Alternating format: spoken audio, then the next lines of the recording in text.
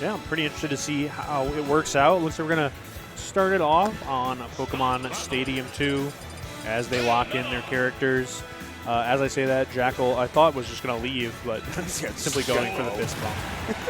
I was like, no more stalling, please. I just want to see some Smash Brothers. Right, here we go. Very exciting game one here. It's going to be a lot of sort of jockeying for position for the first couple of seconds here. But I know each opening is going to be pretty explosive. Jakal has like some pretty solid routes at early percents.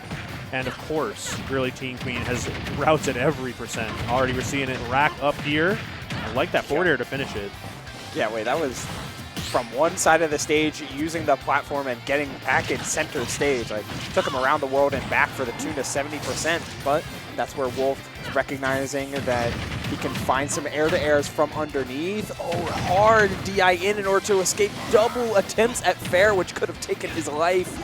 But Jakal escapes with his first stock in tow and only a 20-ish% deficit.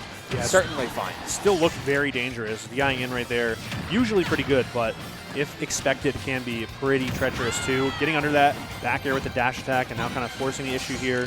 Stuck at the ledge. Going to be the afterburner kick, but Jakal had it all scouted out, waited, even threw in the parry on that back air and snuck in the up tilt. GrlyTeenQueen on the second stock here. Looking for these late hit up airs as well. Typically a really good combo tool at those low mid percents, but at 143 against a fast forward like Wolf, you're not going to be finding too many like lengthy conversions here. Right. You got to just look for these down tilts or some other means of setup. Meanwhile, Jakal's cooking you to the tune of 69%. Yeah, just like a few big meaty Wolf hits and one huge read as well, and now Jakal going up 3-1. Covering that approach with, it looked like the falling forward air, with a big down smash at the ledge too. The knockback angle on that move is so rough in that spot. It's only for moments at a time, but whenever Jakal is standing still, he's ducking. Yep. He's making himself as small as possible for Bayonetta, so you can never get away with just a jump ABK in order to take yourself, or to take neutral and back into your control. Jakal is monumentally in control of the pace. Yeah, definitely. We can see already Jakal kind of just staying at a certain range, kind of force. Oh my God. Force the ABKs out of the corner because you, in theory, have a lot of options there as Bayo to get out of the corner. Right. But in practice, you don't. You don't want to jump, especially when you've been getting hit with these up airs throughout the set against Jakal. You don't want to roll because Bayo has so many better options than roll. So you kind of get stuck in your head like, oh, maybe I should just attack out of the corner. But Jakal was saying it's such a perfect spot that you kind of bait those options out and either shield the back air or walk back and punish. And even the falling aerials, too, were getting kind of baited out and punished by Jakal, which we saw with the down smash and that forward smash to seal the deal. And we have probably the worst song in the entire game to play on Final Destination. But yeah, that's a rough pull. Yeah. But, you know. We'll get to see some other ways to keep things flashy, though. The up air out of shield was super nice on that witch twist. Okay, all right. I like that. Holding down that neutral air for a little bit longer than expected. Jakal kind of getting hit by it. Relatively even here. Oh, that was a huge downward ABK to break up the potential up air, but the laser is such a good option there for Jakal to keep the pressure up. I like this part of ground team, though. I'll give it a... Yeah, it starts out slow, but we get there eventually. Oh, that downward smash on the miss tech. But you're in the corner there. Everything is covered. You just have to tech in to not lose the stock immediately. Ooh, this should be it, though. Another... Oh, misses that second forward air. Should still be it eventually. There it is. Finally. Okay. They didn't need to do all that. Jakal didn't make it back to stage the first time. Right. But... I mean, you cooked. Like, yeah, it looked good. It looked sweet. I'll give it a okay. A nice little early opener right there from Jakal. 42 after looking for a tech in, and oh, that neutral air was huge.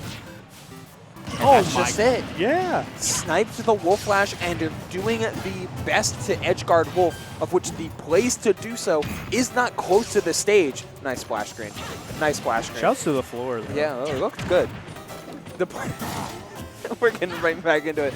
I'll finish the thought a little bit later as Jakal tries to even things up by controlling the ground and maybe taking a little bit of a risk to jump after the upward angled forward tilt, setting up for another offstage situation. But Bayonetta looks like GrlyTeenQueen is comfortable in the corner, just not able to escape without taking a couple hits and resetting the scenario. So dangerous, too, because that down-angled forward tilt Jakal threw out actually almost shield poke. That one almost took it as well, but it's a little shallow and big opportunity here for GrlyTeenQueen. Let's see what the damage is here. Neutral air, really good extension. Okay, I like that. I like that. That was a startup with an up smash as well from Jakal. All right, gonna make it back to the ledge pretty safely here. Bayonetta does have some pretty solid hitboxes in that regard, at least. You don't have to worry too much about the Wolf forward tilt. As I say that, though, I'm getting worried. Yeah, at 150, you're starting to get worried about just about anything. Even Wolf back throw, which is terrible, but can do the job in the end of the day. But it's the up air that closes out the stock. Another call out on some of these stray witch twists that GrlyTeenQueen has been putting out. Really good stuff from Jakal, too. Maybe not even going for the hits necessarily, but getting a lot of stage control just by jumping in and threatening the forward air. Have to watch out, though. This is a pretty treacherous percent. 95 is a pretty rough spot to be in, but that's a wonderful follow-up. Good presence of mind to kind of punish that bats within, get the grab right there, and put GrlyTeenQueen at the ledge. It's going to be hard to get out of the corner here. We're going to see just a good old jump in, but Jakal still had everything ready for that punish. Wanted the setup with the forward air 1-2 into the heel slide. No dice though, taking it slow, yet that's where the chip damage of this laser doing 9 to 10% every time it connects. Suddenly bringing us to an even game here, AG, where you can't tell the winner as the sweet spot of the back air misses, bringing us yet again to effectively a last hit game. Yeah, that was so good. Threatening that multi-jab, that one should do it for sure. That was an interesting hit in the middle there. You saw? Yeah, he got he had like a tech scenario. Yeah. I wonder if you were ready for that, maybe you could tech. But that being said, all things considered, relatively close game because there was a solid stretch of time right before that last interaction that worked out for GrlyTeenQueen, where Jakal looked so in control, right? GrlyTeenQueen stuck at the ledge. Jakal still doing like what we talked about all throughout game one, and we saw during game two there, staying at that medium distance. And GrlyTeenQueen was like, well, what if I jump? Jakal said, you'll get forward aired. What if I walk? Jakal said, you're going to get hit with the laser. And the damage was racking up. It looked like it was going to be a Jakal going up 2-0, but those early stocks, those quick stocks from GrlyTeenQueen just could not be responded to accordingly. And if we see a couple more of those, we may be looking at a very different set here. That was almost a really dangerous round start, right? With the heel slide under the laser. Oh my god, heel slide under the laser, but went for a combo that did not work on fast fallers. So lucky for Jakal to only escape with 33% there, then answer back with near double that. Looking very solid here as we're back to the full stage. As you mentioned, AG, just I want to be at mid to long range and force you to deal with my set play rather than trying to play in scrambles with you. Right. And, oh my goodness, I was just going to say, Jakal, as I mentioned, really good routes early percent. Very quick damage off of a grab or a landing forward air. And then Jakal kind of has to find something after that. There's no real guaranteed way. You're just looking for stray hits. But the back air is so strong right there. On a character like Bayo, in a spot like the ledge, you kind of only need 1 or 2 openings, 1 or 2 extensions, and all of a sudden you can take the stock. Right there, kind of baiting out that witch twist and trying to respond with bats within, saving the day. Yeah. Both players are getting trying to be really tricky with each other. It's like, oh, I'm going to jab 1-2, then dash away. It's like, oh, I'm going to respect you a little bit too much and play really far back on the side of Jakal, or just let you get away with like some RCO lag or for some spot dodging. It's like, it's very interesting just how much respect each other is being given. Up until, of course, GrlyTeenQueen finds their opening, and then the floodgates might be open. The pressure on the platform is there, but nothing really as fluid from the combo tree as we would like to see, AG. Yeah, even right there, Jakal went for a down tilt extension as opposed to something a little more explosive. Didn't have a follow-up after the tech roll out. And this could be the rapid jab taking this first stock. No, there it is. We asked if it was possible, and it was immediately implemented. That's some solid counterplay, especially to one of Bayonetta's more solid kill moves in the in this game, right? Like the rapid jab versus forward throw 50-50 is really strong in terms of corner pressure, but if you can SDI down and tech out of it, like that's pretty crazy.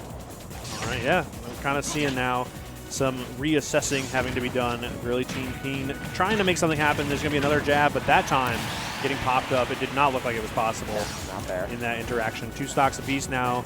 Jakal's going to have to try and find something, but right now not really finding any big hits or even like little stray hits. It's kind of just been GrlyTeenQueen running away with it. Keeping in mind, of course, the forward air into back air percentages, we are in that position where I think we're out of the range now. Jakal just has to find a back air. It's just land one. Like, as you said that, Jakal almost got one for you, but would have been cool. Right. But instead, we're getting into the blast zone. Not quite going to find that stock, but I always love players going deep to edge guard Wolf. It's where he's at his weakest. Unfortunately, it does leave you with the risk of, if you miss it, suddenly you have to contest with Wolf ledge trapping you, and that help smash out of shield is going to seal the fate of GrlyTeenQueen's second stock. Yet he might answer right back, not quite taking the stock, but still netting some really good damage. Right. Yeah, to your earlier point, it's like, yes, Wolf is off stage, I need to capitalize. Oh no, I've messed up slightly. Wolf is at his best spot now. Yeah. I'm at the ledge, and he's covering it. Okay, no big follow-up there, trying to bait out an option. It's going to be the dash attack from Jakal. No follow-up, though. Really good air dodge in, or at least towards the right from GrlyTeenQueen. And, oh my goodness, it's so tense.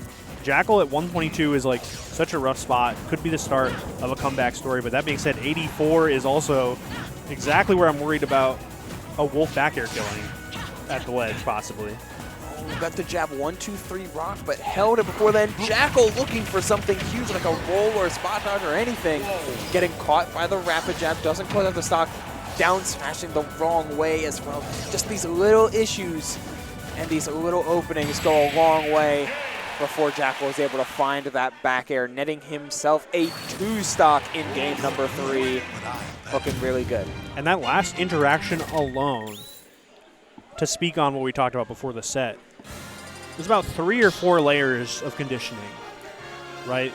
The spacing to bait out the downward angled afterburner kick, the sort of conditioning, if you will, to wait on the spot dodge, work around all of that, and then find that back air. Center stage was just pretty much all of the adaptation implemented all at once, and it was pretty poetic as well. So going into this next game, still another creative musical choice and a nice little creative combo right there. 77 and some sparks almost, taking that first stock. Ooh, he was looking for that first stock in there with the charge on the down smash as well. The Wolf Flash gets him back to ledge. And sour spot of back there is not going to close out the stock here, yet you're still in such firm position, looking for the soft nair instead of trying just to keep himself rooted. But that's one of the beautiful things about fast fallers or characters with really good falling aerials, like majority of the cast. You can flex some of your landing aerials as ground moves on top of that. Hell of a mix-up in order to get back to stage. Yeah. Haven't seen a lot of those too, which is why that one was so effective. Back off the stage yet again, and there is a beautifully spaced forward tilt on the afterburner kick, and a beautifully spaced forward smash. I took real life damage there, sorry I'm guys. saying, I reeled back in my chair too. I was like, oh. Ooh, the bounce off the shield is huge, yet Jakal choosing not to press against the RCO leg. It's about holding the lead, never so much about trying to play outside of your own spacing and outside of your own frame. Instead, you're always just accepting this is the round that I can control, and I'm going to make sure that you feel that control.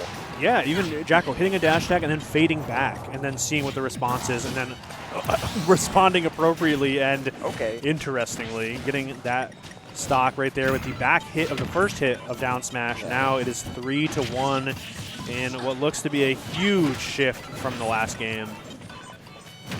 Okay.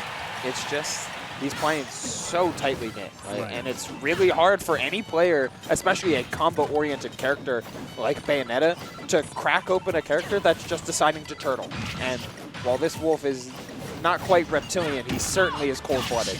True. Okay, a little extra hit of that laser, always coming in handy. Bit more shield stun. Jakal looking for something slight, like a little poke in the down tilt. GrlyTeenQueen trying to respond here, looking for the jab, something to take the stock. Okay, forward air into jab should be good here. Yep. Beautiful, beautiful. Very nice. Added the second rep into it to make sure he was getting close to the ledge with the rapid jab. That was really nice. Yeah, yeah. It works for positioning, for percent. You know, it's beautiful stuff to kind of add into the route there. Brings Wolf a little bit closer to the ground, too, so the rapid jab is definitely going to connect. Wonderful stuff. But we're back to that same position we've seen so many times before. Down tilt was a really good response, though, to open it up. The Nair not finding the mark, but nice witch twist. Keeping it going. Smart. Oh, that's good. That's good on that one. Just a flat-out call out there from Jakal to anticipate the jump. At that type of spacing, oftentimes a GrlyTeenQueen was letting rip the dive kick. Not going to let her do that for free, as game 4 goes to Jakal to take that set 3-1 for real this time. Looking really good. Just absolutely in control. Yeah, yeah. I mean, there's a lot of adjectives one could use to describe Jakal. I always think surgical. Yes, that's a good one. There's just so much precision behind the movement, whether it's dashing, whether it's walking. And the spacing belays like such a knowledge of the game, right? Like every time Jakal was in a spot kind of anticipating an afterburner kick, when we saw it, he was in. Not